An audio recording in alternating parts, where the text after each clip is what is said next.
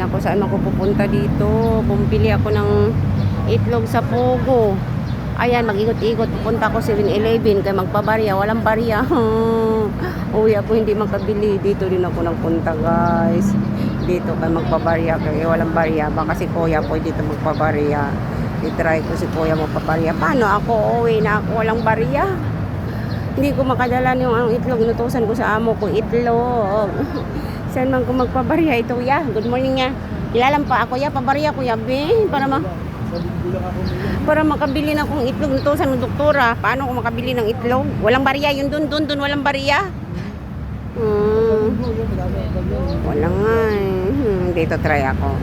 Ay, naku. Hindi ako makabili ng itlog ng Pogo. Walang barya.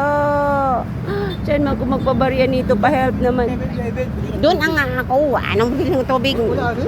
Wala nga. Ay, naku. Ayaw lang siguro ang barya. Uy, ako na walang barya. Diyan ako magpabarya. Pa-help naman kayo dyan. Thank you so much. Love you all.